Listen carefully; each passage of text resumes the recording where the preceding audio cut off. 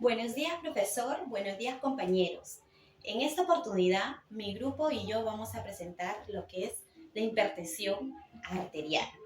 La finalidad y objetivo: combatir la movilidad y mortalidad de la enfermedad de la hipertensión. El objetivo es establecer los criterios técnicos para así ver el diagnóstico, el tratamiento y el control de la enfermedad. Acá tenemos una imagen. Acá tenemos una imagen donde vemos que la persona va constantemente a los chequeos para ver cómo están los niveles de su presión, que es muy importante, ya que a cierta edad debemos ir, y no solamente por ser adultos ni nada, también los jóvenes, las personas debemos ir a un chequeo constante, no solamente sobre la hipertensión arterial, sino también un chequeo completo para ver cómo está nuestra salud. En el ámbito de aplicación, son direcciones regionales de salud, escuelas policiales y establecimientos privados donde vamos a recibir todo ese tipo de atenciones. Y les voy a hablar sobre la definición.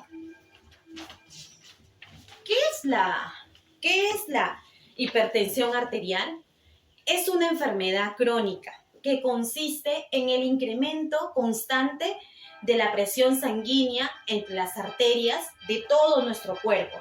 Acá vemos cómo la persona está en su control, que lo hacen en el brazo, te ponen un aparato y ahí ves si estás tú elevado o no estás elevado, y ahí es donde te entregan los resultados y te dicen en el chequeo. Y también tenemos en lo que es hipertensión primaria, hipertensión secundaria. En la primaria no existe una causa identificada, existen muchos factores. En cambio, en la secundaria hay una causa identificada con el control óptimo. Y también acá en factores de riesgo. ¿Por qué? Llega una persona a tener, sobre la hipertensión? Es por la falta de actividad física, muchas veces tienen sobrepeso, una mala alimentación. Y les voy a hablar sobre la fisiopatología. En la fisiopatología está la renal crónica, que son los tumores, la esclerosis de la arteria renal. Le voy a hablar también sobre la miscelánea. La miscelánea es un tumor que se encuentra acá en la cabeza, en la aorta. Acá, como vemos acá en la imagen, la cabeza, y acá está el tumor, se encuentra acá. Y después también en la enfermedad endocrina, que es el síndrome de Cushing. Acá cuando se inflaman en la parte de acá, se inflaman acá, ahí tenemos en lo que es endocrino.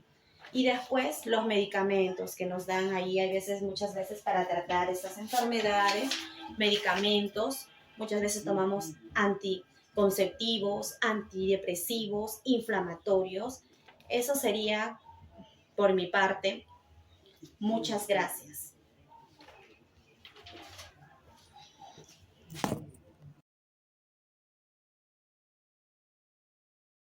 Bueno, siguiendo con la exposición, yo les voy a hablar sobre la epidemiología y algunos factores de riesgo. En la epidemiología vemos que en los temas mundiales la hipertensión es una de las principales causas de enfermedades cardiovasculares, que aproximadamente el 40% de adultos mayores de solo 25 años padecen de hipertensión. Además, la OMS estima que el 12,8% de las muertes mundiales están relacionadas con esta enfermedad. Además, se proyecta que para el 2025 habrá más de 1,50 millones de personas hipertensas. ¿Qué nos quiere decir esto? Que la hipertensión se considera un problema de salud pública mundial porque afecta a millones de personas y muchas veces no presentan síntomas. Esto hace que muchos pacientes descubran la enfermedad cuando ya tienen complicaciones como un infarto o un accidente ya cardiovascular fuerte. En la epidemiología, luego en el Perú, se ve que la prevalencia de hipertensión tiene una tasa de alrededor de 16,16%. Esta se ve reflejada un poco más alta en los hombres, con un 21,5%, y en mujeres un poco más bajo, que llevan un 12,3%. Y solo el 12% había sido diagnosticado por médicos. En adultos mayores de 60 años, la prevalencia aumenta a 34,4%. ¿Qué nos quiere decir esto? Que en el Perú la hipertensión también representa un gran problema. Lo preocupante es que muchas personas tienen presión alta y no saben que la padecen. Además, la frecuencia aumenta bastante en los adultos mayores. Luego pasamos a los factores de riesgo. Acá podemos encontrar factores del estilo de vida, que son factores que nosotros mismos podemos cambiar. Luego tenemos factores hereditarios y ambientales. En los factores de estilo de vida tenemos esos factores que son modificables, que los podemos tener y podemos cambiar pequeños hábitos para deshacernos de estos factores. Acá podemos encontrar el tabaquismo, el sedentarismo, el consumo excesivo de alcohol, dieta malsana, exceso de sal, sobrepeso y obesidad. Los factores modificables son más importantes porque pueden prevenirse. Una mala alimentación, la falta de actividad física, el exceso de sal aumenta la presión arterial y daña progresivamente los vasos sanguíneos. En los factores hereditarios y ambientales, vemos que los hereditarios son antecedentes familiares de enfermedades cardiovasculares. Esto ya no lo podemos cambiar con el estilo de vida porque es algo que ya viene de generaciones atrás. En los ambientales, podemos encontrar contaminación ambiental por estrés, factores ocupacionales y exposición a sustancias químicas. Em, Además, la genética influye bastante. Si los padres son hipertensos, existe mayor probabilidad de desarrollar la enfermedad. Además, el ambiente también influye, especialmente el estrés constante, la contaminación y algunas condiciones laborales.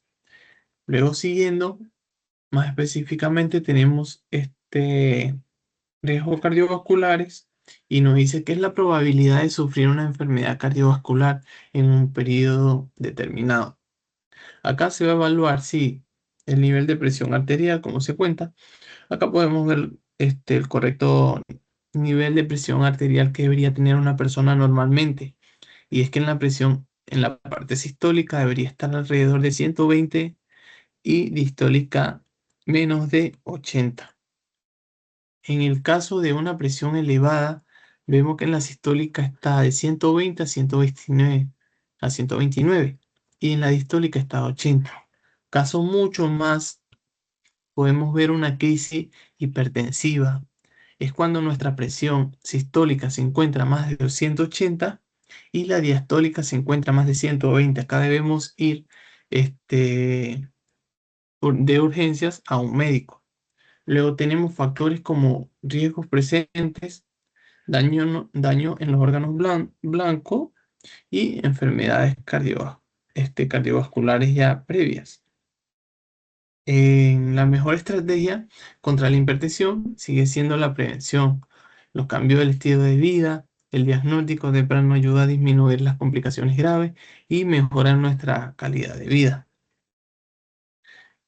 Siguiendo como conclusiones, podemos ver que la hipertensión arterial es una enfermedad silenciosa que es progresiva, representa un importante problema de salud a nivel mundial y nacional por los grandes índices que podemos encontrar, como se mencionó, que en el Perú podemos encontrar en personas de 60 años alrededor del 35 casi por ciento de personas tiene problemas con complicaciones cardiovasculares. Luego, los factores de riesgo son modificables, pueden prevenirse con hábitos saludables, como se mencionó. Además, la detección temprana y el control adecuado disminuyen las complicaciones cardiovasculares. La hipertensión arterial también es una enfermedad muy frecuente y muchas veces avanza sin presentar síntomas. Por eso se le conoce como una enfermedad silenciosa. A pesar de ello, puede producir complicaciones graves como infarto, accidentes cerebrovasculares o daño hasta renal. También es importante entender que muchos de estos factores de riesgo están relacionados con el estilo de vida, como la mala alimentación, el sedentarismo, el tabaquismo, el estrés, como se mencionó.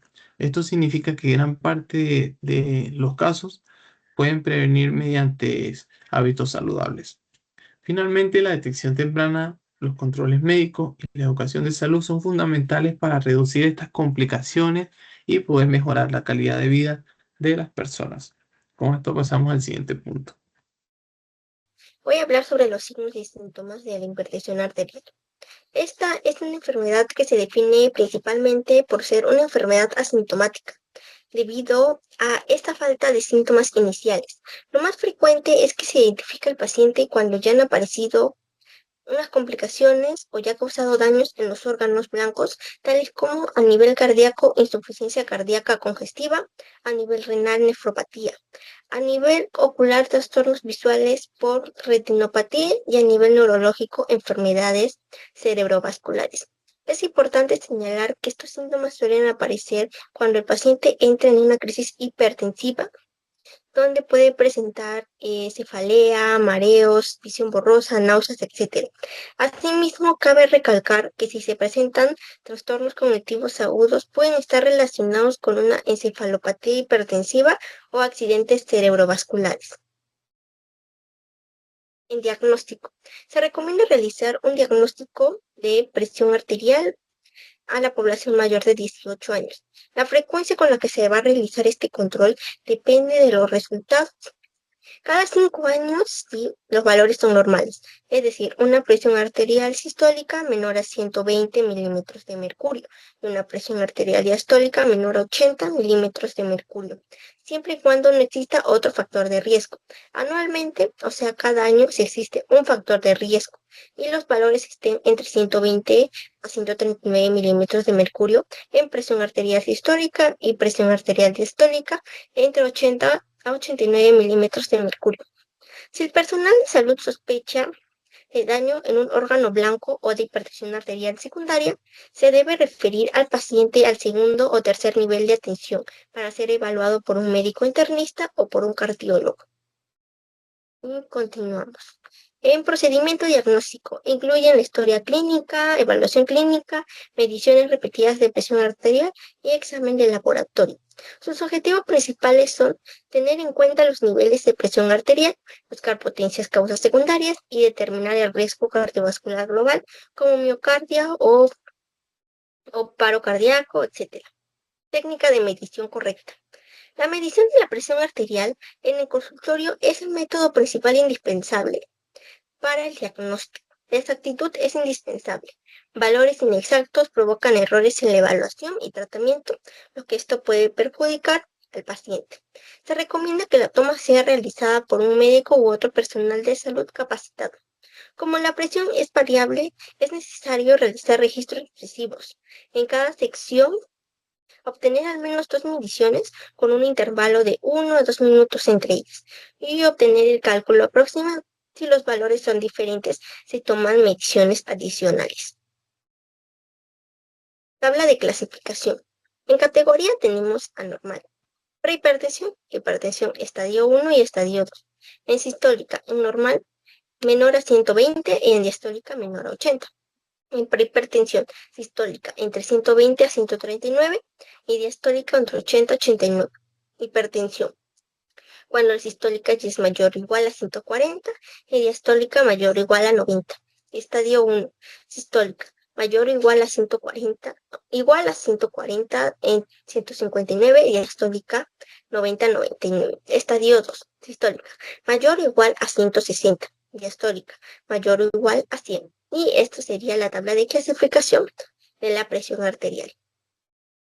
Historia clínica. Para realizar una historia clínica completa de un paciente con sospecha de hipertensión arterial, se debe tener en cuenta los siguientes puntos. Registrar el sexo, edad, raza y condición socioeconómica del paciente. Tener en cuenta los antecedentes familiares y el perfil psicosocial. Evaluar los factores ambientales, presencia de síntomas de depresión, ansiedad o pánico. Y si en caso ya se tiene una enfermedad actual. Debemos tener en cuenta el tiempo desde el diagnóstico de la hipertensión arterial por un profesional y los niveles de presión registrados. La acción adversa a medicamentos y el consumo de fármacos o drogas que afecten la presión. Identificar signos de daño orgánico, dolor precordial, dolor en el pecho o insuficiencia cardíaca.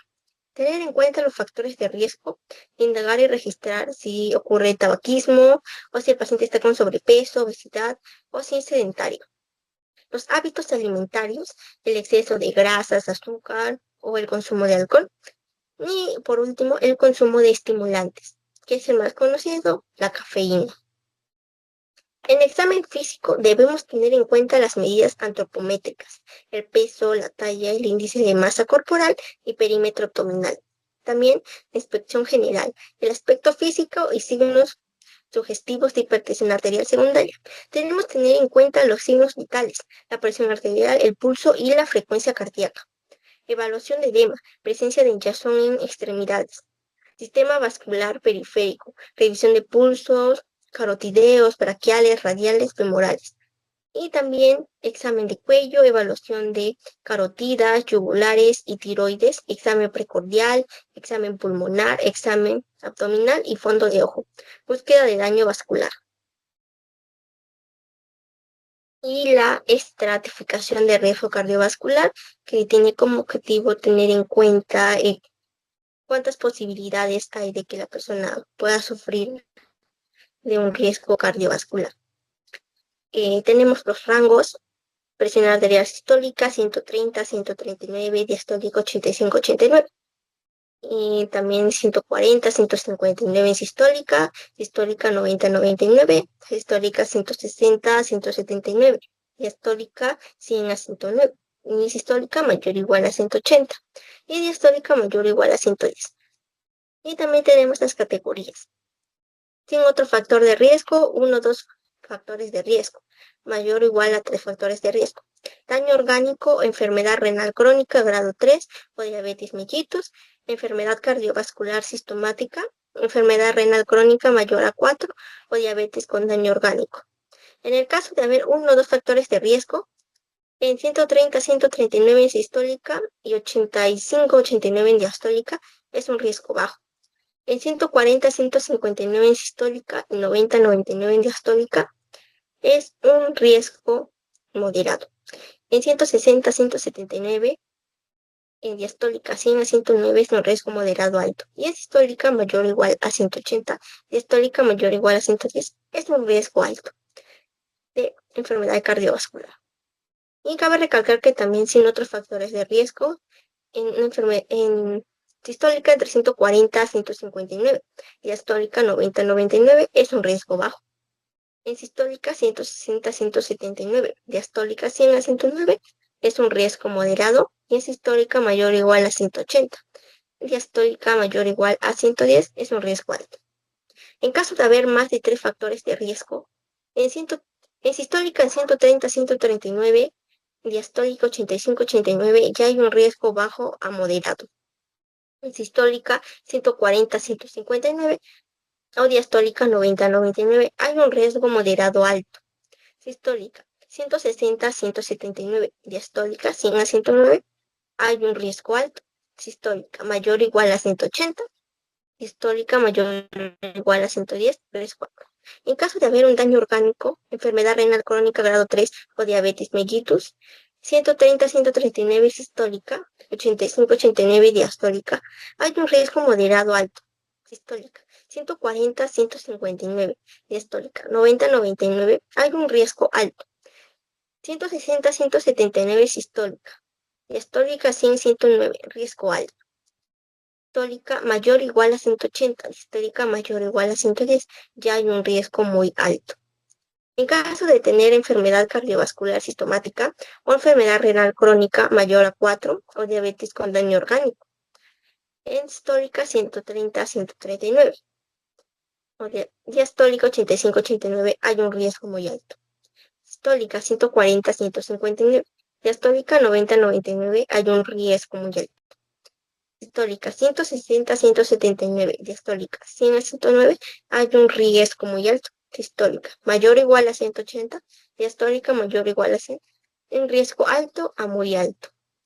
Y aquí tenemos los valores y el daño, si es bajo, moderado o alto. Exámenes auxiliares. En la hipertensión arterial se realizan para buscar factores de riesgo, determinar causas de hipertensión secundaria y evaluar daño en órganos blancos, como el corazón, riñones, ojos, cerebro, etc. Entre los principales exámenes también se encuentran la hemoglobina, hematocrito, glucosa en ayunas, examen de orina, creatinina, sérica y tasa de filtración glomerular para evaluar función renal, el ácido úrico, perfil lipídico, colesterol, triglicéridos y electrolitos séricos. También pueden realizarse exámenes opcionales como microalbumina y proteinuria de 24 horas para detectar daño renal temprano, lo que realmente puede facilitar en muchas cosas en sí. Y como último, exámenes para hipertensión arterial. El primero, ecocardiograma. Se aplica a pacientes con riesgo cardiovascular alto. Su objetivo es medir el tamaño del corazón y evaluar que también bombea y se relaja. Como segunda opción, electrocardiograma, que es el más común. Se le realiza a todos los pacientes hipertensos. Detecta corazón agrandado, arritmias o problemas en las arterias. Riesgo de infarto. Frecuencia. Si sale normal, se repite una vez al año. El especialista solo puede ser informado por un cardiólogo o médico internista. Si el centro de salud no cuenta con estos equipos, el paciente debe ser derivado a otro centro que sí los tenga, ya que estos exámenes son muy importantes para tener en cuenta el grado de la hipertensión arterial. Voy a hablar sobre el tratamiento y manejo de la hipertensión arterial. Empezando primero por el manejo según nivel de atención que se da, incluyendo 3 niveles, donde el primero es la atención primaria, puerta de entrada, usualmente en pacientes con riesgo cardiovascular bajo o moderado. El segundo nivel, donde ya se vería especialistas y hospitales o médicos de alta especialidad, donde el paciente se encuentra con riesgos cardiovasculares altos o muy altos. Y para entender cómo se gestiona un paciente con hipertensión en nuestro sistema de salud, debemos seguir este flujograma que está aquí, que organiza la atención basándose principalmente en los riesgos cardiovasculares y la complejidad del caso. Donde, como paso 1, interpretamos la captación y el diagnóstico, donde todo se inicia con la detección de la presión elevada. Una vez confirmada el diagnóstico de hipertensión arterial, el primer paso crítico es realizar estratificación del riesgo cardiovascular. Esto nos dirá a qué nivel de atención pertenece el paciente. Ahora, cuando el paciente es categorizado con un riesgo cardiovascular bajo o moderado, esto corresponde íntegramente al primer nivel de atención, donde el médico general o personal de salud inicia las medidas no farmacológicas como el cambio en el estilo de vida y, si es necesario, hasta monoterapia. El objetivo es estabilizar al paciente y mantenerlo bajo control en su propia comunidad. Ahora, cuando el paciente presenta un riesgo cardiovascular alto, el flujograma indica su derivación al segundo nivel de atención. Aquí intervienen especialistas, como el médico internista o el cardiólogo. Este nivel se encarga de casos donde hay otros fármacos de riesgo asociados o cuando la presión es más difícil de controlar con un solo fármaco. Ahora, en el tercer nivel de atención, donde ya hay una alta complejidad, se da cuando hay casos de riesgo cardiovascular muy alto, hipertensión resistente o daño severo en órganos blancos. El manejo se traslada al tercer nivel de atención por esto. Aquí se cuenta con subespecialidades y tecnología avanzada para tratar complicaciones graves al realizar estudios profundos.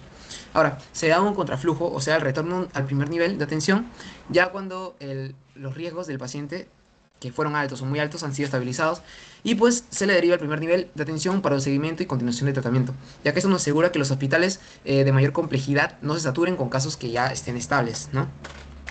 Ahora, yendo a las medidas no farmacológicas que se encuentran en el primer nivel.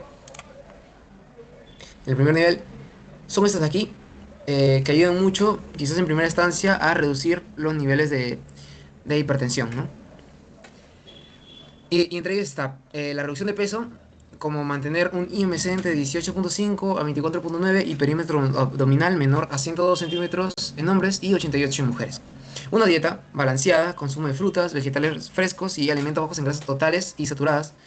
Reducir la ingesta a no más de 5 gramos de sal, al día. Y una actividad física moderada, regular, como caminar, trotar, nadar, al menos 30 minutos al día o 150 minutos semanales. Evitar completamente el tabaco y limitar, ya sea viniendo de ti o del exterior, sobre el tabaco, y limitar el alcohol a no más de 20 a 30 gramos al día en hombres y de 10 a 20 gramos al día en mujeres. Ahora, los tratamientos farmacológicos se inician dependiendo del nivel de riesgo cardiovascular y los valores de presión arterial del paciente. Y esto pasa cuando, en estos casos, como un hipertenso con riesgo cardiovascular bajo, pero ya tiene 3 a 6 meses de cambios en el estilo de vida sin éxito.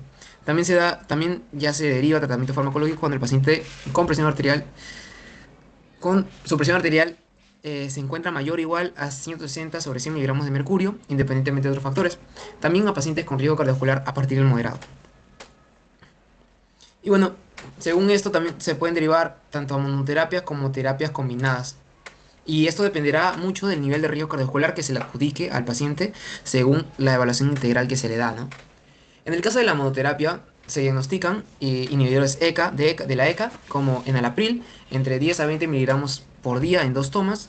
También bloqueadores de receptores de angiotensinas, como losartán, la dosis de 50 a 100 miligramos por día en 2 tomas. Diuréticos tiacídicos como hidroclorotiacidas entre 12.5 a 20 miligramos por día en una toma, y bloqueadores de canales de calcio como amlodipino entre 5 a 10 miligramos al día en una toma. Ahora, como dato extra, pues beta bloqueadores, pero estos no se prefieren como primera elección en mayores de 60 años. Ahora, la terapia combinada se decide si no se alcanza la meta de presión tras 8 a 12 semanas de tratamiento regular con dosis iniciales convencionales. Y pues el inicio de la terapia combinada podrá realizarlo el médico de primer nivel de atención. Cuando se inicie esta terapia combinada, pues se debe considerar que el paciente sea referido ya a un siguiente nivel de evaluación, ya con un cardiólogo o médico internista. Y los grupos de pacientes en quienes se prefiere combinar la terapia precozmente, como en 4 semanas ya en monoterapia, o desde el principio, se incluyen pues a aquellos con niveles de presión arterial sistólica de 160 miligramos de mercurio o presión arterial diastólica mayor a 100 miligramos de mercurio. También esto va para adultos mayores. A otros pacientes que no se les refiere tan precoz, de manera precoz, pues son a los pacientes con síndromes metabólicos, ya que se prefiere empezar y optimizar con bloqueadores de receptores de angiotensinas o ARA2, porque son más favorables para la resistencia a la insulina y el riesgo de diabetes. A los pacientes obesos, porque la prioridad es el control de peso y el manejo integral. Algunos antihipertensivos pueden favorecer efectos metabólicos no deseados. También hipertensos con riesgo cardiovascular moderado, ya que el paciente necesita un control estricto para las decisiones de añadir otro fármaco que depende de la respuesta, tolerancia y las metas. Ahora, en este cuadro de aquí nos presentan las combinaciones de medicamentos antihipertensivos que se usan para tratar la hipertensión arterial. En la parte de combinaciones preferidas, la de aquí, aparecen las que se recomiendan primero porque suelen dar mejor control de la presión y además tienen un buen perfil de seguridad. Por ejemplo, se pueden combinar inhibidores de angiotensinas, y de angiotensinas, o un ARA2 con un diurético tiacídico o con un bloqueador de canales de calcio. En esta combinación son útiles porque actúan por mecanismos distintos y así bajan mejor la presión arterial. En la parte de combinaciones aceptables, pues están otras asociaciones que también se pueden usar, pero no son la primera opción. Por ejemplo, el uso de betabloqueadores con diuréticos o los calcioantagonistas con betabloqueadores pueden ser útiles en algunos pacientes según sus características clínicas. También aparecen combinaciones como diuréticos tiacídicos, como se ve aquí, con ahorradores de potasio, que pueden ser útiles para evitar la pérdida excesiva de potasio. Y ahora, pasamos a lo que son las complicaciones. En el documento se destaca mucho que el daño no ocurre de golpe, sino que es un proceso de deterioro continuo. Que bueno, daña a nivel del corazón claramente, con quizá hipertrofia ventricular izquierda, donde el corazón se engrosa para poder bombear contra la alta presión, lo que eventualmente lo debilita y causa insuficiencia cardíaca. También se pueden dar arritmias, donde la presión alta altera la conducción eléctrica del corazón, siendo la fibrilación auricular puede ser una complicación común.